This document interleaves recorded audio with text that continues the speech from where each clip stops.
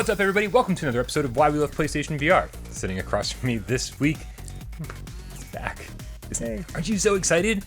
It's Dez. Hello. Here's the real introduction. This week and every week, he's not the first doctor, not the last doctor, but he's certainly the best doctor. It's Dez.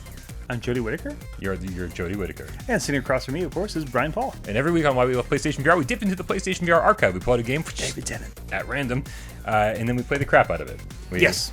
We look into it, see if it's been given love by developers, any updates, any DLC, any patches, and then we let you know, the loyal game cats. I waited for a second to make sure you were caught up. If it's worth your time. I never even hit those marks even when I was on the show regularly. That's true. We should say Dez is back for this special guest star episode.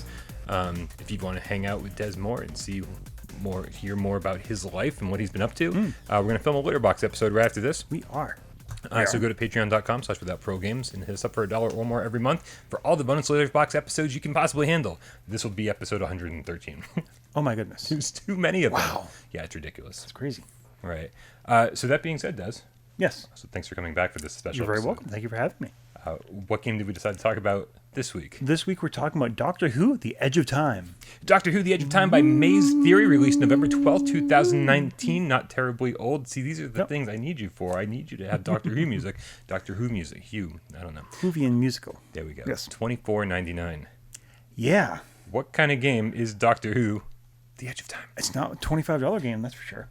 Man, no, it's a puzzle adventure game. I guess more. Well, I was gonna say more on the puzzle side of things, but ish. But yeah, it's a puzzle adventure. You're basically living a quick episode of Doctor Who, I guess is the best way to put it. Are Doctor Who episodes an hour long or 2 hours? An hour. Or like not a half an hour. Yeah, no, typically an hour. Okay, so it's like 2.5 episodes in one. Depends how fast you get through the puzzles, but yeah. I can't wait to find out how fast you played this then. This is going to be good. Off the bat, there's a couple different ways to control this game. Mm-hmm. You can use the DualShock 4 or the two Move controllers. Honestly, pluses and minuses on both sides. DualShock 4, you get the analog sticks. Move controllers, you get two hands. Yeah, I just stuck with the Move controllers for this, and I will say kudos, gold star. One thing off the bat, teleport and navigation built in the controllers right off the bat. It's so very nice. natural. You don't have to select. Yeah, we don't have to fight anymore. Yeah. Yay, thank you. Yeah, with the move controllers, to direct movement or full locomotion is on the left one, and then teleportation is on the right one. Yep. Super easy. Why more games don't do this? I was going to say, how is this not like standard? Yeah. I mean, just... However, the crouch button, mysteriously absent. Well, yeah, there's that too. That's really strange. Like, I mean, there's not a lot of times where you have to get anything really down low. But it still seems really strange for a VR game, especially when we're dealing with light tracking. And especially in one later level where, there's kind of a stealthy sort of level. It would be nice to crouch, although it ends up not being necessary. But yeah. Just heads up. I know a lot of people, when they put, sometimes it's not clear what it means when there's DualShock 4 support. It plays exactly the same, except you just have a right hand. It uses the light bar tracking, and you just wave the DualShock 4 around. You reach out, you grab something, and it works perfectly fine. Yep. It's just a little awkward because I think when you're walking around, you're playing like a game, and then when you need to reach out and do something, you're doing this, and having a lopsided, heavy DualShock 4 doesn't work terribly well. Right, and you can't actually do that, just with one hand the whole time either, because that just gets very stressful and oddly. Yeah. Was published by PlayStack. Yeah. And developed by Maze Theory Games. PlayStack, probably known for publishing Dick Wilde games, I guess.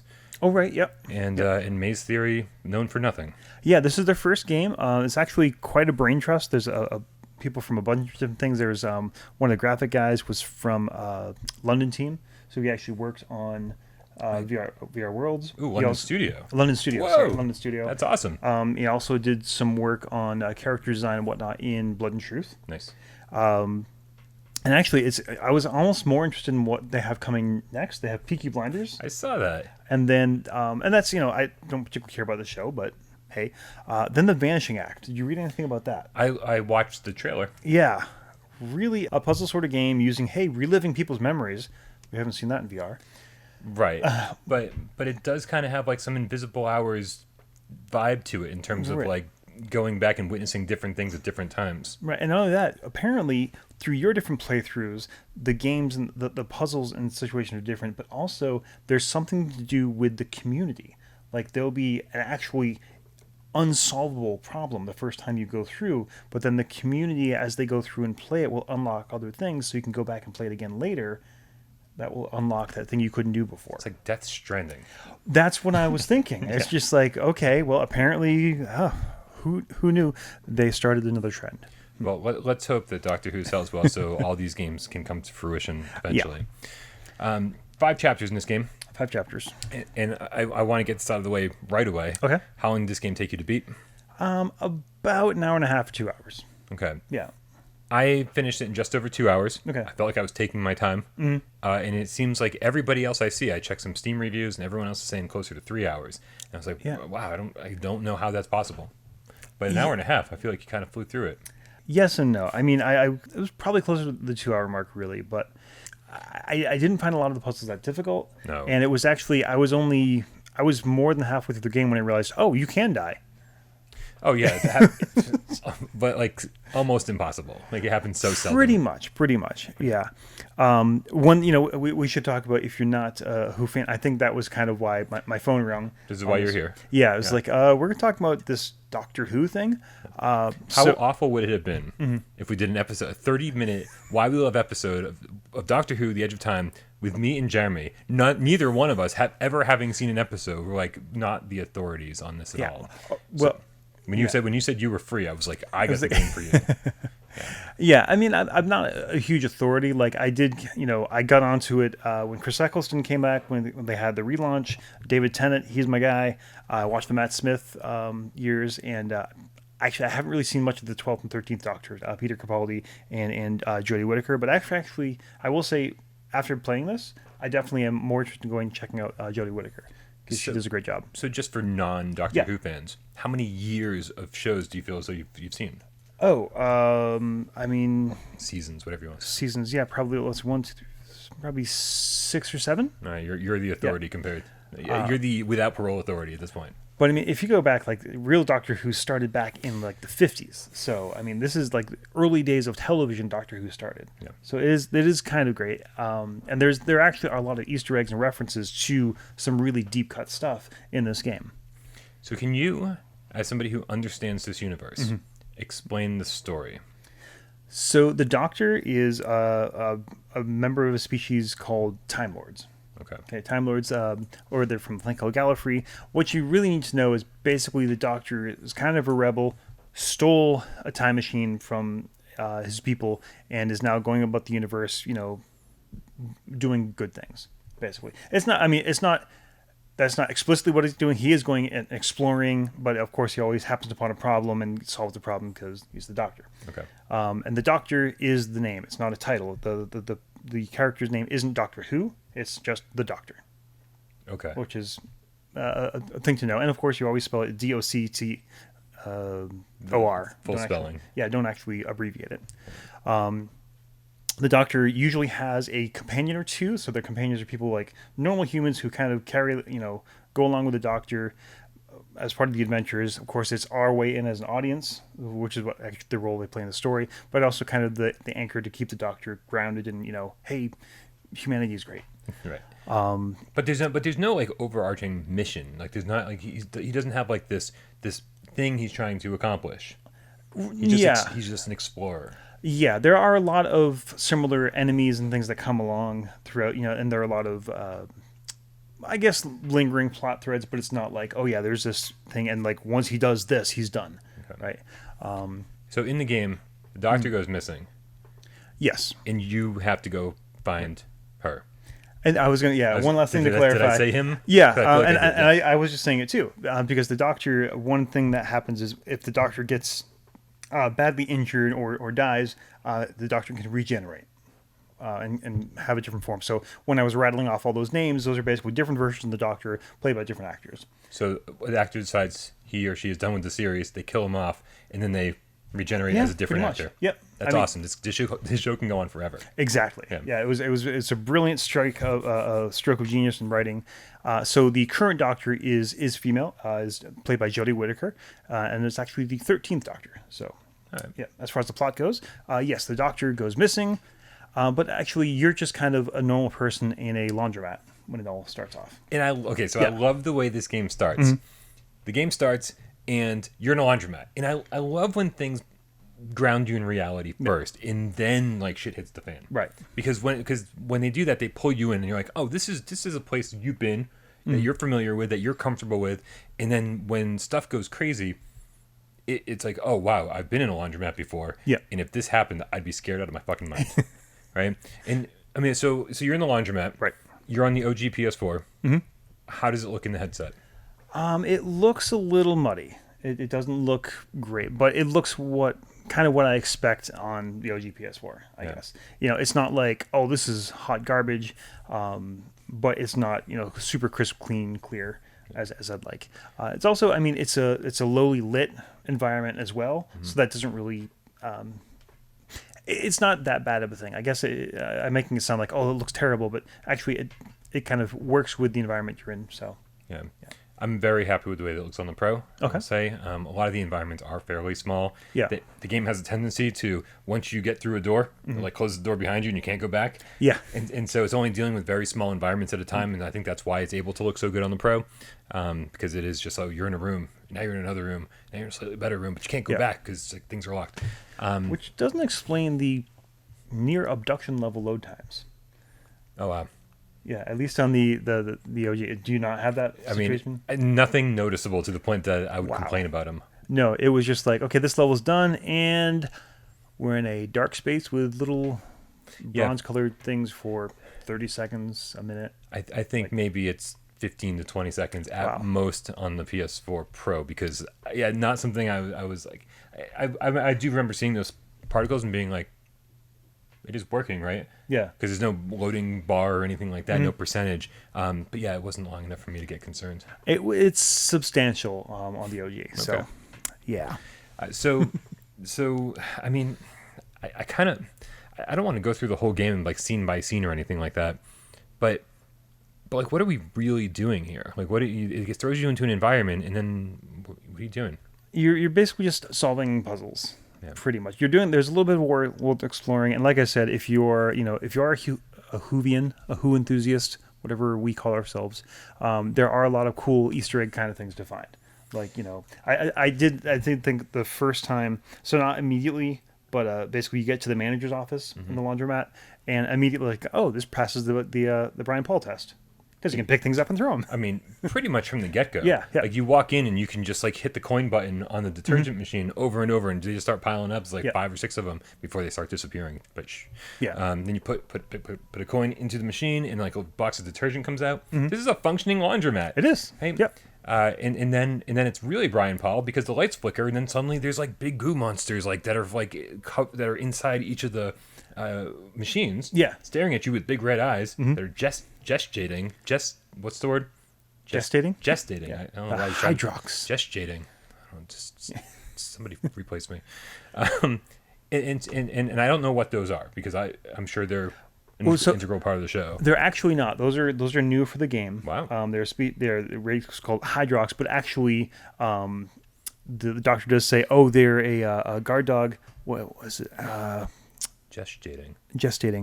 What were they called? Oh, basically references like, oh, there's 2 alien races that use them for guard dogs, and they're the alien races that have shown up in Doctor Who lore before. And so at this moment, it's doing 2 things. Yes. One of which I love, and one of which I despise. Okay. And the thing that I loved is that it's a tense moment. It's scary. The lights are flickering. It's suddenly kind of like this parallel universe almost, or whatever. Things. Yeah. You see this bright, clean, functioning laundromat, and then suddenly it's like this really fucking scary place to be. Yeah. And I love that. Anything that's a little bit scary, I goes a long way for me. And this has a few moments in the game that are some unnerving and some terrifying. Okay, I want to get to that. Oh, yes. We're going to get to that. But the other thing it does, and I got to be honest, I didn't really recognize this on my first try through. When I reviewed the game, I was like, yeah, this story, and like the doctor's talking to you, and people are talking to you, and whatever.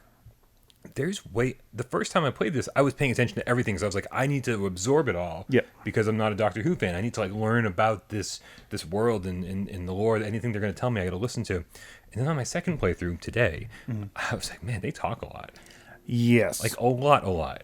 Yeah, and that's I think, I mean, we're probably getting a little ahead of ourselves for final thoughts here, but one of my biggest issues, like the best thing about watching Doctor Who is the Doctor.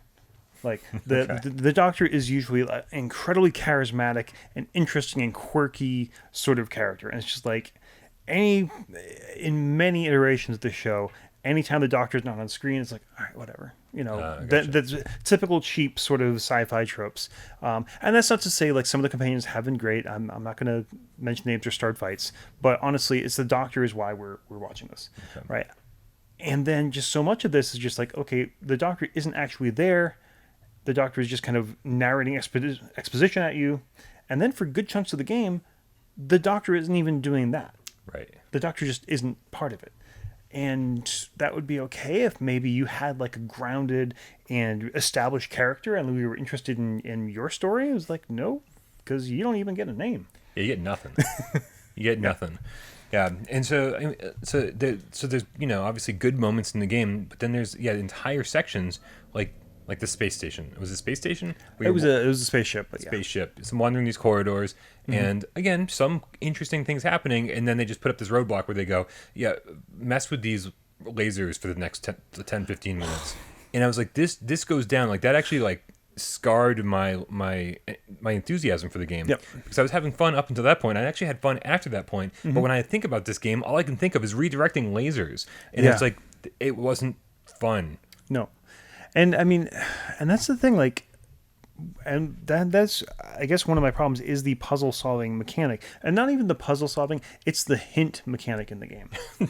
So the hint mechanic, like when they tell you the answer all the time, except for when they don't, and then it's like, I don't know what to do. Or if you don't understand the hint they're giving you and they just say it over and over and over and over again. It's like, okay, I didn't get it the first time. So either stop saying it, please, oh God, please, or say something slightly different, because clearly I'm not getting it. And as far as puzzles go, is the sonic screwdriver is the answer to everything. It's like this door doesn't lock, this thing doesn't work. I need this to appear. I need just point the sonic screwdriver at and hold the move button, and you are good. And I will say that is probably a takeaway from the show, because I mean, like Doctor Who is a fantasy story wearing sci-fi clothing. And so just basically like every once in a while, I mean, the Doctor's, it's the Deus Ex Machina. It's like, okay, we can't solve it. Oh, Sonic it. Okay. And so that's very much from this show. So I'm not going to fault it too much there, because there is a little bit of the game designers using it, as their get out of jail free card. Okay. But the show has a tendency to do that also. And it's kind of like almost an in-joke at this point. It's just like, okay, the sonic screwdriver will solve all the problems. Okay. Which is fine. I mean, like it was almost laughable in the game. So if that's sort of a thing, it is kind of a thing, but also it's like I know what you guys are doing, and it's not cool. So the highlights for this game for me, obviously the laundromat, I thought was very cool. What a great way to start it off. You think you're in a very cool, relaxing, familiar place, and they turn the tables on you very quickly, and I love that. And then I think I'm trying to remember exactly what it was. Right before the Angels, there's that room that's like museum-like. Yes. I thought that room was very cool. I think that was one of the best moments in the game. Yeah. Was that whole room. There's some good puzzle solving parts in there. There's actually a jump scare. Yep. And the whole thing just felt very creepy, and I really enjoyed being there. And then the Angels. Yeah.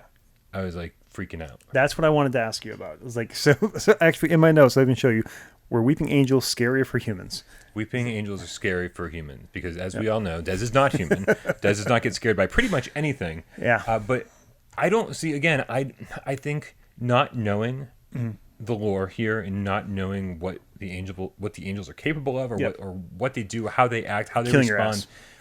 And so I was like, I don't know what I'm supposed to be doing, and I think that was even made it more tense. I was just like, just do the thing I need to do. Hurry up. And this is and they force you to stand there and do one thing while basically the angel could be coming from this side or that side. Yeah. And they don't move if you look at them. Is that the deal? Right. So the whole idea with the weeping angels, and actually I'm going to completely demolish my own argument if you're interested in like Doctor Who, I want to check it out. I think one of the best beginner episodes, just to kind of give you an idea for what it feels like and how cool it can be, is an episode called "Don't Blink." Back when David Tennant was the Doctor, introduced the Weeping Angels. Okay. And he's actually not in it as an active character. There's basically video clips you see of him as someone is figuring this out. So, like I said, I'm just totally undercutting my whole argument. Right. But yes, that's exactly right. With the Weeping Angels, as soon as you look away from them, they can move. But if you're looking at them, they're stuck. Okay. Which is an awesome concept for a creepy segment of a VR game. Yes. Right? Like, maybe on a flat screen it's not going to work so well because all you're just moving analog sticks to change your look. But when you actually have to like look at something. You actually have to physically do it, yeah. Right? Sometimes I'm like, I don't want to look to the right, I don't want to look to the right. Oh, it's right there. I did find myself kind of gaming it a little bit and like turning the headset there and then like craning my eyes over as far as I could to, because... Did this do anything to you? No, of course not. I'm sorry. Why do I even bother asking at this point? Yeah, I mean, it was cool, but to me, I was more annoyed. It's like, oh, I got to do the crank again. Yeah. Great. But I think with the mechanic in VR, I think like the Weeping Angels are perfectly made villain for VR. Right. That's great. And one thing, since we're talking about stuff that can only exist in VR, there's something that this captured that no other medium has, and is so cool. The fact that the TARDIS is bigger on the inside. Yeah. Okay. The TARDIS is the Doctor's time machine. If you see the phone booth, it's not a phone booth. It's a police call box. We don't have them in the U.S. Get over it. It's a phone booth. It's not a phone booth. But the idea was, the time machine, the TARDIS, basically, anytime it goes into any time period, it disguises itself to look like something in that universe. It goes down to the Cenozoic era. It looks like a rock covered in ferns. Oh. Okay. But it broke.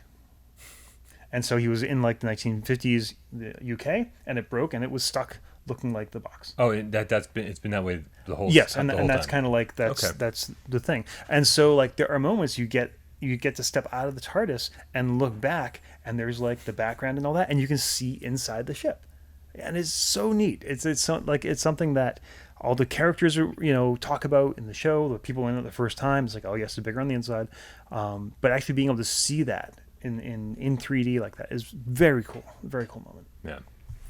A few notes that I have just as far as what it's done since launch. There's been a few patches just to address some technical things, some bugs, some collision detection things when you're trying to grab items. And as far as I heard, it was supposed to be performance improvements. Just FYI, when I played today, I was actually a little surprised to see that the frame rate issues I had during my initial playthrough, they were all still there. So if I don't expect this is a game that makes people motion sick, but if you're super sensitive to things like that, just beware. Yeah. Also, they added an arcade mode. Yeah. And the arcade mode lets you skip to 4 different sections of the game. The Time Vortex, which is literally just the opening credits.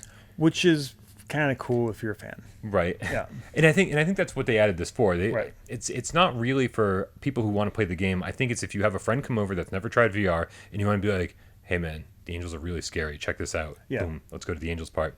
So you can also go to the TARDIS, the Dalek shooter. Dalek. Thank you. Dalek shooter is like a first-person shooter section of the game. Yeah. But on rails, and you don't have any control of your movement. Right, and the head tracking is really weirdly slow. Well, it's not the head tracking is slow. It's like you move there, and the charting reticle is there half a second later. Yeah. So, yeah. It was, for me, that was nice. It was a nice way to mix things up. But I would never go, man, you know what my favorite part of the game was that I want to replay a couple times, and thank goodness there's now an arcade mode that I can jump right to. No, that's not something. It was nice to mix things up while I was playing through. All these things were nice while I was playing through, but at no point do I want to go back and relive any of these on their own. Well, I get excited. I saw arcade mode. It's like, oh, maybe I get to play that again, but it's different. They with have a score. Right. There's a score. Here's some leaderboards. Compete with your friend. No. Nope. Not. That's not it. And the other thing that it added was, not added, I guess, there is now a physical version that you can pre-order over on the Perp store. And on hey, Perp. Yeah, hey, Perp. On the Perp store, it's only the EU version. Okay. But they're region-free, man, so just go order one. Yep. And they're very good about international shipping. You just have to talk to a very nice woman that works there, and she will make it happen for you. Yep. Yes. And that's kind of all I have, I think. Yeah. It's time to rate this sucker? I think so. Tez, what's our rating scale? Well, unless it's changed. Jeremy changes it every single week. Okay. Well, then I'm going to change it back. Perfect. To, as it should be. Our rating scale is pretty easy to understand. 1 is absolutely. You need to buy this game. You need to drop everything. If you have a PSVR, it's got to be in your collection. Just go get it. 2 is, yeah, sure, why not? If it's on sale at a really good price, or if it's a genre or type of game you particularly like, go ahead, pick it up. It's not going to do any harm. And 3 is no. Friends don't let friends buy crap. We need to vote with our wallets and tell developers that we deserve better. So 1, 2, or 3. What do you think? 2. You? No. Yeah. One thing, I've never actually done that ever. One of these days I will. It's super short, right? It's just over 2 hours for me, and I had a really good time almost from beginning to end. There were only a few moments where I was like, come on, let's get on with it. Yeah. In that one specific puzzle with the lasers, I was like, man, I'm not enjoying this at all. Can't wait for this to be done. And once it was over, I was like, well, I'm never doing that again. Yeah. But then there were some really amazing moments that absolutely make up for it. Everyone my whole life has been like, you should watch Doctor Who. You should watch Doctor Who. Everybody, anybody who's ever watched it that knows what I'm into, they go, you should watch this. And I've never had a real desire to. I played this game, and the very first thing I wanted to do was go watch Doctor Who. I was like, I need to investigate this show because this is everything that I love. Oh, cool. And I had a blast with this game, but it was way too short. It was way too easy, and it has a few issues especially for the price. For $25, I mean, like I feel like maybe it should have been, if they could have kept the quality up for another 2 hours. Yeah, I'd be like, all right, cool, we're into something here. But man, this is basically my definition of a 2. If this game's $15, 16, 17 even, and you're a Doctor Who fan, it's a no-brainer. If you're not a Doctor Who fan and you want to weigh in to check it out, again, $17-18. Yeah, it's a pretty nice way to kind of like check it out, check out the series for the first time. I actually really really like this game. Cool. Just a little bit overpriced. Yeah, I'm going to completely agree. I think it's 2. If anything, I think you're being a little too fair to it. I think $25, $24.99 is a lot for what you get here. Where are you at price point wise with this? I mean, 20. I guess 20, just because I want to see the BBC make some money. Because but yeah, it's rough. Like you said, if it was a longer game, or if there was more actually of the Doctor in it, because I know a big chunk of that budget is going to pay Jodie Whittaker to be in this. But yeah, I think it's 2. If it's on sale, or if you're a huge Doctor Who fan, and this is actually the thing I'm going to put a little, like, you have all these awesome moments. You actually, one of my dings on the game is you really don't interact with any other people or characters. There's nothing like that's physically there with you in the space. There's one level where there's kind of, you sort of see stuff. There's only one level where actually there is something moving around that you need to, in this case, watch out for, and that's the Daleks. And that was, I think the Weeping Angels, you understand how threatening and how bad this is, but the Daleks, are classically the thing, people who don't watch Doctor Who is like, why is that thing scary? Right? It's like this salt and pepper shaker with a thing out the front. But knowing the Who lore, like being in the room with the Dalek is freaking terrifying. Right. And so that was kind of cool. But you get those moments, but what you don't get is, like I said, is a lot of time with the Doctor, which again is kind of one of the main things I enjoy about the series anyways. So to experience the theme song from like inside the theme song is cool. Seeing the TARDIS in the real world like that is cool. Having, for me, it's like all these individual moments are cool, but they don't quite add up to like, oh my God, you have to get this. Yeah. Right. So yeah, that's a long way of saying 2. Yeah, 100% agree. All right. Nice. Well, I can't wait till the next game that references a series that no one understands, so we can invite you back and do this again.